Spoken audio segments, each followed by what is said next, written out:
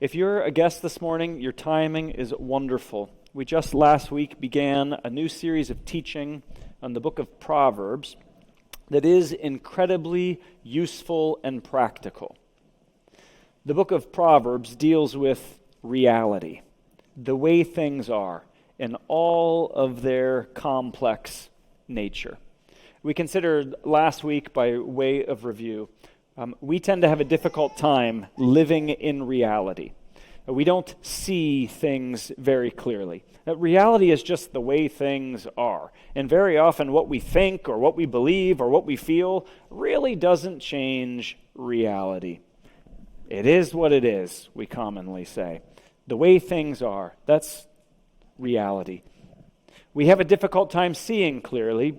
You try me in this. We have a difficult time seeing ourselves very clearly. We need others to see us, so we commonly say, I have a blind spot. I didn't know. Yeah, I wish I only had one blind spot. That would be much easier to manage. We don't see each other very clearly. Those of you who have been married for decades, you still learn new things about your spouse. Sometimes you still get caught off guard. And sometimes you're just like, I don't know. I've been married to this woman for 5 decades. I don't know. We have trouble seeing ourselves clearly. We have trouble seeing others clearly. We have trouble sometimes seeing our circumstances clearly.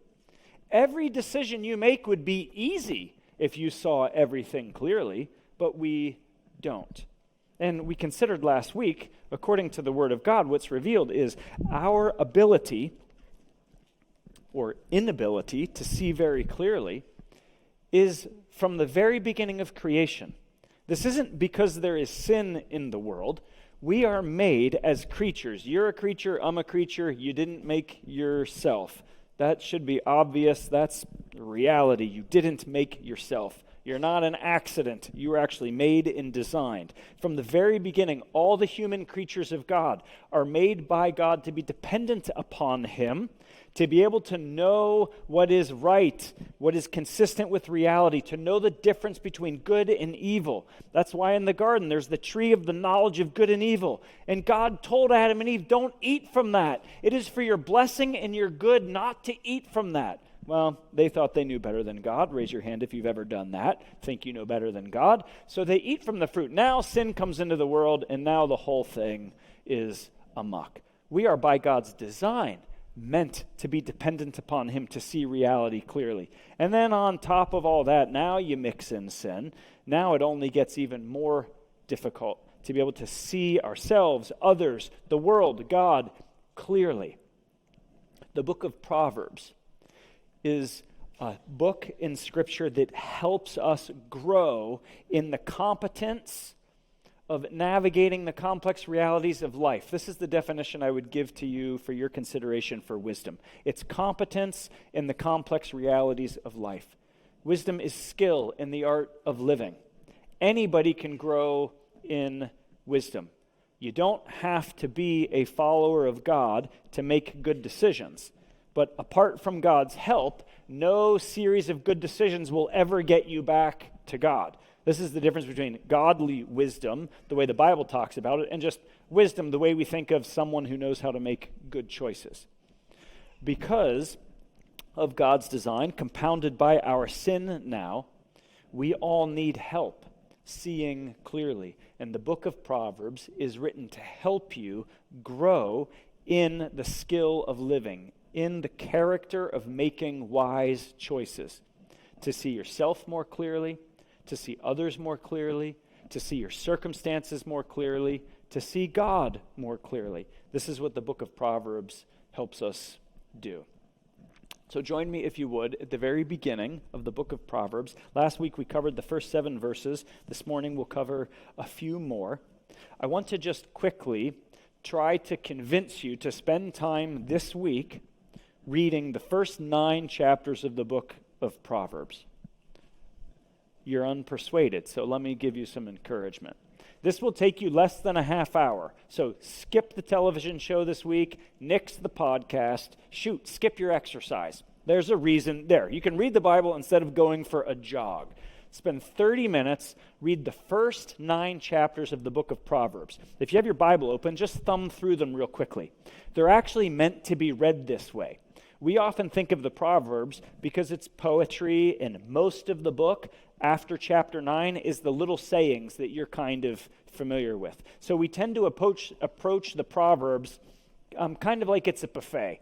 And you just sort of dabble in there, find something that sounds good, feels like you want to eat, you think on that, and you move on. You got your proverb for the day, you're good.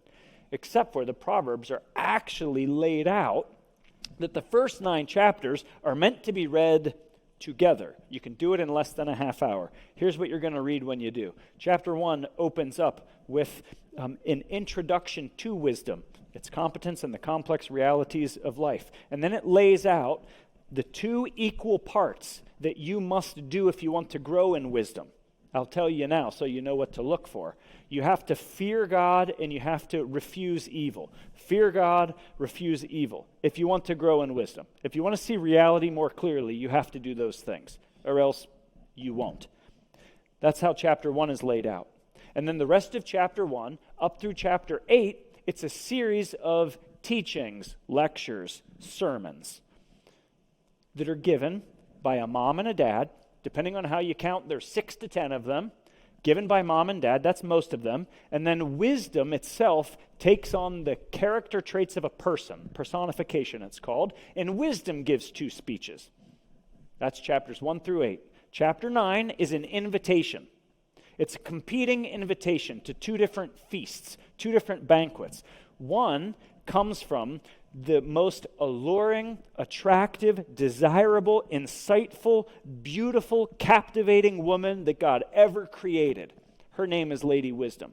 The other invitation comes from another woman called Lady Folly. They are an invitation to draw the person, either one or the other. You are either going to develop a passionate relationship for Lady Wisdom or Lady Folly. That's how the first 9 chapters of Proverbs reads. I can nearly promise you that if you spent just 30 minutes this week, one time, reading straight through chapter 1 through 9, you're going to at the end say, oh, that wasn't so hard to understand. I should do that again. That was actually kind of enjoyable. It's really accessible. And there's a lot of repetition and patterns. That's how the Proverbs are meant to be read. Read the first 9 chapters. It teaches you how to frame your thinking for the rest of the book. That is all kinds of cool sayings to help you understand the complex realities of life. So this morning, what we're going to see in verses 8 through 19 of chapter 1, we're first going to see the primary place that wisdom is taught and practiced. There is a place, a context, an environment by God's design that is meant to be the wheelhouse of wisdom, instruction, and practice. And then we will see again the 2 primary instructions. One we saw last week, fear the Lord, and we'll see this week, refusing evil. So join me in chapter 1. We'll start in verse 8. Listen now for the context, the environment where wisdom is by God's design meant to be primarily taught and practiced. Verse 8, hear, my son, your father's instruction, and forsake not your mother's teaching, for they are a graceful garland for your head and pendants for your neck. Son, father, mother. By God's design, the home is the primary place that wisdom is imparted, cultivated, practiced.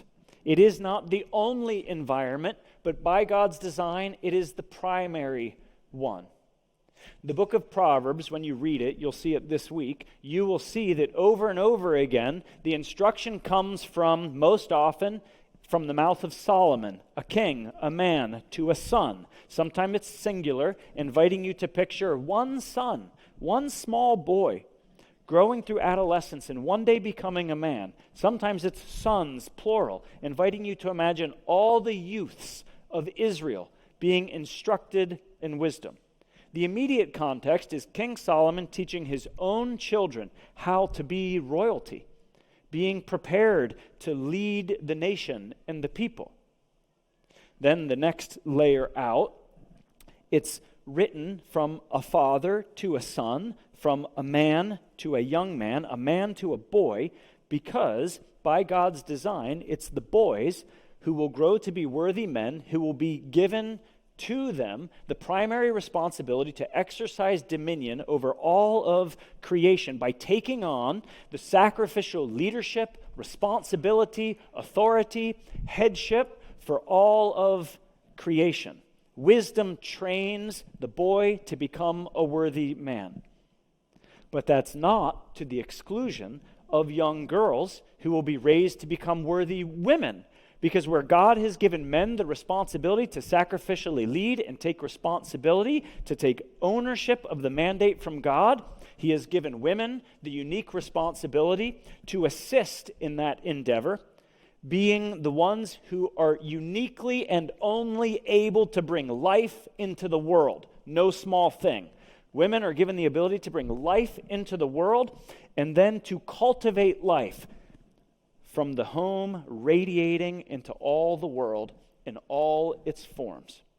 So the young boy, in the immediate context, needs wisdom to take on his responsibilities, and the young girls need wisdom to take on theirs. So it's instruction, he says it in verse 8, your father's instruction, forsake not your mother's teaching. There are many places in Proverbs that the mother, the wife, is put forward as one who also gives instruction. Chapter 31 of Proverbs has sayings of a different king. King Lemuel is his name. He says, I'm going to teach you words that I got from my mom. He says it explicitly. Proverbs 31 says that the woman who is to be praised, the worthy woman, she has instruction on her tongue. So both the father and the mother, by God's design, are meant to be the ones imparting wisdom to their kids. Now, this doesn't mean your kids shouldn't be learning wisdom at school or at church. It means that the design of God, the wind of the Spirit, parents, grandparents, is at your back when you use the authority God has given you to teach the ways of God to your children. You don't, as a parent, ever want to neglect the voice that you have because it's more powerful. The pastor's voice is not more powerful than yours as a parent. The Sunday school teacher's voice is not more powerful than yours as a parent. Don't believe the lie that you have to know the Bible the best or be the best Christian, whatever that means, to pass on wisdom to your kids. By God's design, parents have the loudest and the most powerful voice to impart wisdom. So I want to encourage you as parents and as grandparents to take even the simplest steps of faith towards imparting wisdom to your kids and to your grandkids. This is God's design. Any adult, certainly any parent or grandparent, can sit down and read the Bible with a child, can pray with a child, can sing worship songs with a child, can bring a child with them to church to worship with them. If you're a parent, specifically a father, and in the honesty of your own heart, you say, I don't know how to be one who is teaching my son wisdom, then ask for help. Our church is full of good men who have taken up this responsibility and with nothing more than to help you. It can be incredibly practical. Fear often keeps many men from doing it, but the wind of the Spirit is at your back, blowing you to do it. It is the place where wisdom is primarily imparted by God's design. So, hear my son, your father's instruction. Forsake not your mother's teaching. They're a graceful garland for your head, pendants for your neck. They're adornment for a life that is worthy and well lived. And now here is the equal part instruction to fearing God. If you're going to grow in wisdom, you have to fear the Lord. Proverbs 14:27. The fear of Yahweh, or the I am. That's what God's name means, I am. The fear of I am is a fountain of life. that one may turn away from the snares of death. That's the first part. We talked about this last week. We'll say this a lot over the coming weeks. To fear God is to have God as your foundational, most fundamental commitment. The one who is committed to God above all things orients all the other things of their life around God, as he has been revealed in Jesus, who is the I am in flesh. That's what it means to fear God. The one who fears God obeys God. The one who fears God worships God. The one who fears God has reverence for him. These are all ways to talk about the fear of God. But fundamentally, it's a commitment. To who or what are you most fundamentally committed? What commitment would you honor, even if it required you to forsake all others? That would help you consider to whom or what your heart is most committed. That's the fear of God. If you want to see life more clearly, you want to see God more clearly, see yourself more clearly, see others more clearly, you have to first fear God. Metaphorically, it's pulling God close to you, pulling God to the center, responding to him, receiving him. That's part 1A. Part 1B is fearing, rejecting, refusing evil. Fear Yahweh, refuse evil. These go together. In the Proverbs, these go together. They are equated with one another, and we can't separate them. Be not wise in your own eyes. Fear Yahweh and turn away from evil. Proverbs 8:12. I, wisdom, dwell with prudence, and I find knowledge and discretion. The fear of the I am is hatred of evil. These two go together. If you want to become wise, then you have to fear the I am, and you have to refuse evil.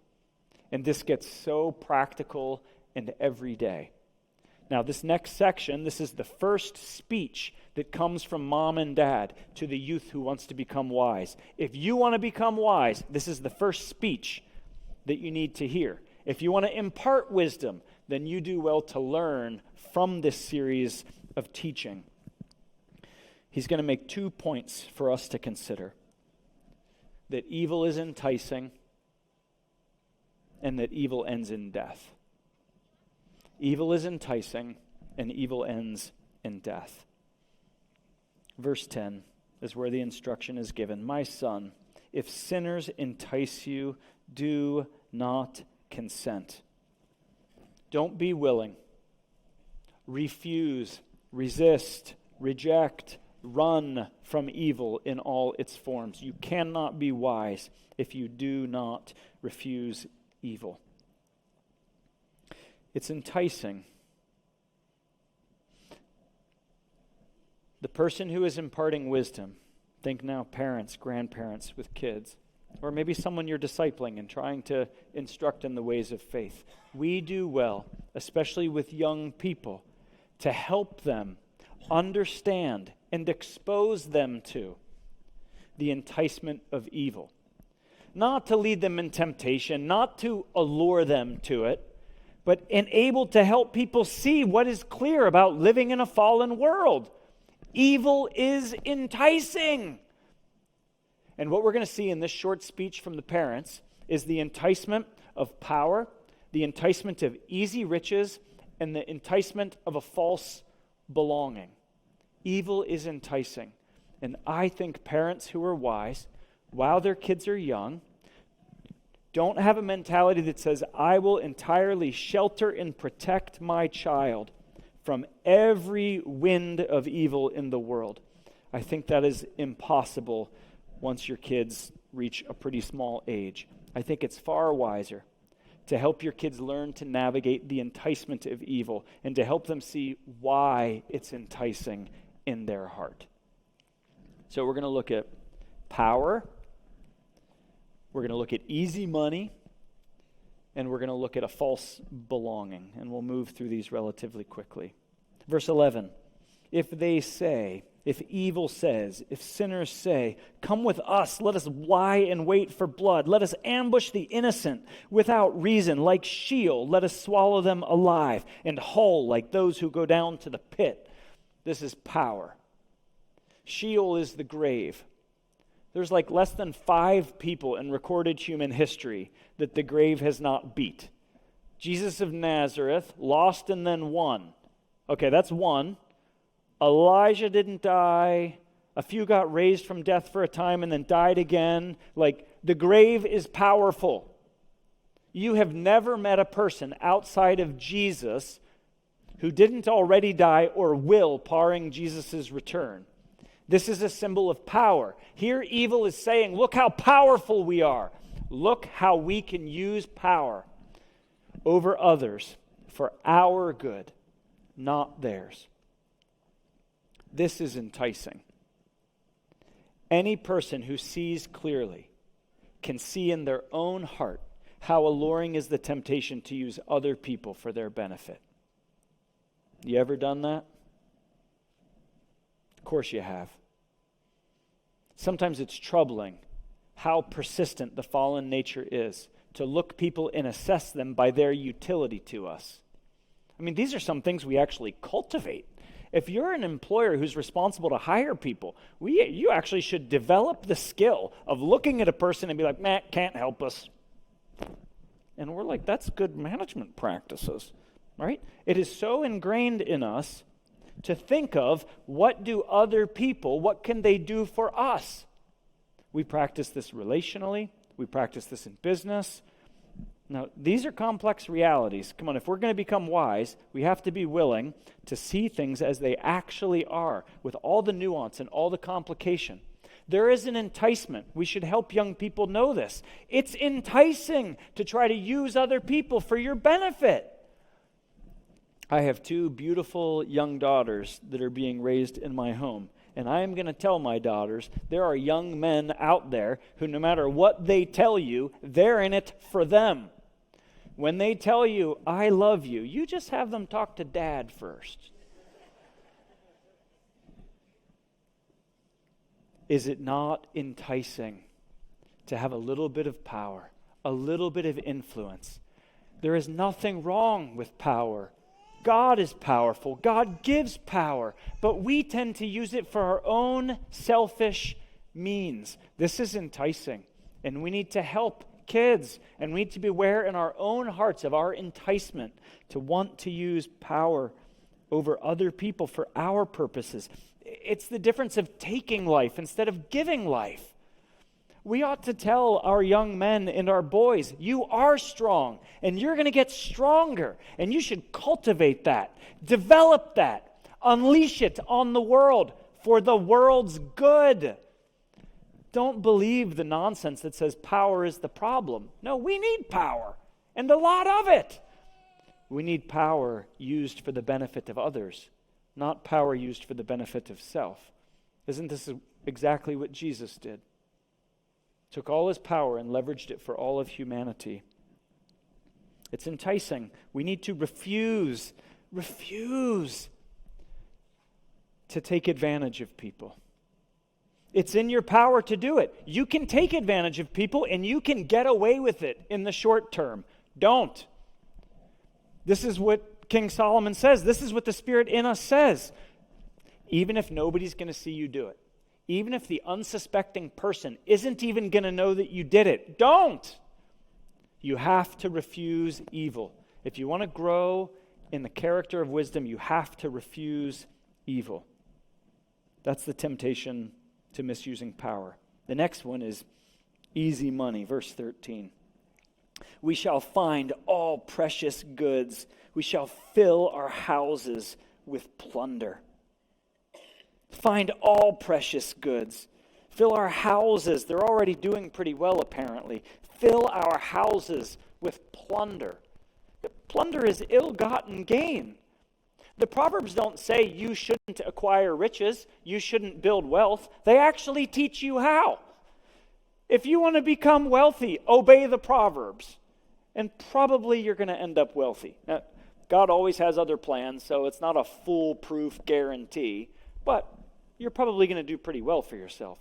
There is nothing wrong in the Proverbs about learning how the world works, how to provide a good and a service and get paid for it and accumulate riches.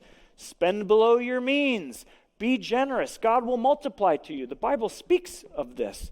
What the Bible speaks against is the enticement of easy money, of ill-gotten gain. Because there's something about money that promises us life. Haven't you believed this? Life will be a little bit better when? Just a little bit more money, a little bit bigger house, little nicer vehicle, just a little bit bigger nest egg. If you're like me and you're tempted to see money as a source of security, you like to look at your retirement account, which if you have one, that puts you in like a real minority in the world. Look at my retirement account. When that thing's going up, I'm just like, that feels good. Those of you that are like me, how do you feel when that thing's going down? And sometimes that thing goes really down. Because money can promise us life, security, happiness. But money writes a check that it can't always cash. And the one who is wise sees the enticement of easy money.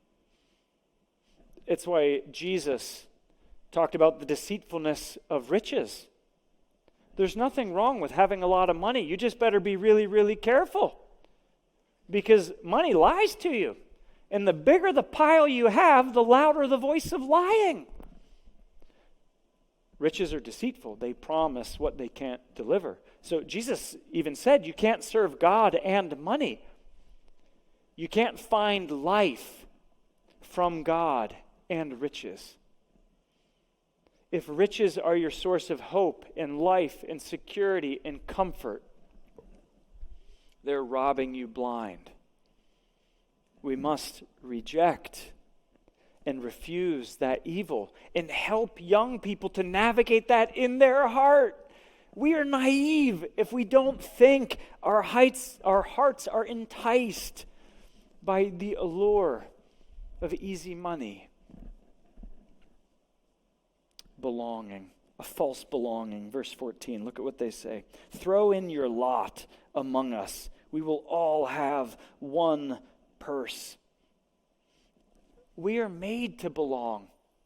And evil says, come and join us. There is company among us. You'll be included among us. You will fit in with us. Now, maybe for some of you, this will give you uncomfortable flashbacks to high school and junior high, or maybe even this past week, when you were enticed to compromise on a conviction that you have, on a standard that you have. Maybe there was someone's behavior or a pattern of conduct that you've accepted just because why? Because you want to fit in. Because you want to have friends. Because you want to be liked. Because you don't want to be seen as the one who's holier than thou. I mean, don't be self-righteous. That's never a good idea. But sometimes people accuse you of being holier than thou because you have conviction. You won't go to certain places. You won't listen to certain things. You won't do certain things. You won't laugh at certain jokes that people think are funny that just aren't funny. Sometimes we just want to fit in. And we can be enticed to compromise because we don't want to stand out and we don't want to be different. Those in whom the Spirit dwells, the children of God, are by God's design meant to find their deepest and their richest community, we say now, with one another. This is why the Scriptures warn in the language of being yoked, about being unequally yoked. You shouldn't be unequally yoked, not in marriage, not in business, not even in your deepest friendships. Now, hear me clearly. I am not saying you should not have friends who don't believe in Jesus. God made us salt and light. We're to take wherever we live. We're to take the good news of the gospel with us, following Jesus' example, to interact with those who don't believe in him. But Jesus' closest friends were all his followers. The world will say, you can form community around anybody who will accept you. And I think the Spirit says, you should form your deepest community around those who share the same commitment to fear God and to refuse evil. Now that's harder because you have to have standards. You actually have to carry out the commitment. Evil promises you a parasite of belonging, a twisted and corrupted form of belonging that does not deliver in the end. Look at verse 15 and 16. He reiterates, I think, the enticement of evil. My son, do not walk in the way with them. Hold back your foot from their paths. Don't walk on the path. Don't even put your foot on the path. How many of us that have made some foolish decisions in the past look back and say, I never should have went down that road. I never should have started. Come on, we know this from experience, those of us who have made bad decisions. You find yourself walking down a foolish path, and you're like, I shouldn't even be on here in the first place. I knew it. I knew the minute I started talking to her. I knew the minute I responded to that message on my phone. I knew the minute I went to that place. I knew the minute I opened up the app. I knew it. Because once we take one step on the path, it's really easy to believe we'll control the pace. But what if the path is like one of those people movers in the airport? You step on it, you're not in control of how fast you're moving. This is the path of evil. So the Spirit in you, if you're in Christ, the Spirit in you says, yes, fear the I am, fear God, and refuse evil in thought, in word, in deed. Evil is pernicious and it's enticing, but here's the biggest problem, and this is what the parent exposes to us and what we do well to expose to those who are younger than us in the Lord. Evil leads to death. This is what he says. Verse 17, for in vain is a net spread in the sight of any bird. They're foolish for pursuing this. These men lie in wait for their own blood. They set an ambush for their own lives, and they don't know that they're doing it. The Proverbs say there is a way that seems right to a man, but in the end it's the way to what? Death. Jesus clarified this even further when Jesus said, the road is easy, and the gate is broad that leads to where? Destruction, death. The road is hard, and the gate is narrow that leads to life, and there are few that find it. Both of these roads promise life and God. You probably don't know very many people who just outright have such a hard heart towards God that they're so arrogant that they just say, there's no such thing as God. All you religious people talking about heaven and hell, you're completely wrong. That's ridiculous. I am on the road to hell. You've probably interacted with very few people who say that. But you live among a whole culture of people that walk the broad road through the broad gate and just say, come on, I'm a good person. I have some faith. And so you go to funerals and people say things that are tragic. They say things like they're going to a better place. Yeah, maybe, but how do you know? You've heard people say things at funerals like, God needed another angel in heaven. I don't think so. Because the road, it doesn't tell you where it's going. This is what God does through His Spirit, through His Word, through His people, through your conscience, to testify to you. The road of evil, the road of rejecting God doesn't lead you to life. What good is it if you gain the whole world and forfeit your soul? Jesus asked. There is a way that seems right to a man. It's the way that leads to death and destruction. There is a way that leads to life. This is why Jesus came. Because sin eliminates the possibility that we will see God rightly and move towards Him on our own. Sin keeps us from finding the path of God and choosing it and walking on it till we get to God. Jesus came to us. He walked down the path of God, and then He takes your hand and He says, follow me down that path. Jesus is the way of life. we should be really honest about the enticement of sin. And we should be really honest about the power of Christ to lead us down a path of righteousness that is fearing God and refusing evil. You can do it. You can walk that road. By the help of the Spirit, you can do it. And when you feel any enticement to evil, and you're going to feel them a lot, when you feel the enticement to evil, you just say the truth. God, that feels so appealing and enticing right now. God, I feel vulnerable. God, I'm about to do something dumb. Or God, I am doing something dumb. I'm sorry. Help me. I need help. This is how practical is refusing evil. When you find yourself enticed by evil, you have to speak the truth to God, to a friend, and you ask God to help you. If you want to become wise, if you want to see rightly, yes, fear God. Make him your greatest commitment. And then you have to refuse evil. As often as it entices you, you have to refuse by the help of the Spirit. And when you do, according to the book of Proverbs, when you do those two things consistently, you will find yourself cultivating a character of wisdom. Let me pray for us, and I'll give you a moment to process, and then the band will come and lead us. God, your word is so satisfying, so clarifying and empowering, even when it's convicting. God, help us to see you and reality rightly. Take a moment and just process and pray as the Spirit leads you. And the band will lead us in a worship song when we're ready. This has been a message from the chapel. Thanks for joining us today. For more information about the chapel or any of our campuses, including Akron, Greene, Wadsworth, Kenmore, Cuyahoga Falls, Nordonia, and Medina, please go to our website at thechapel.life.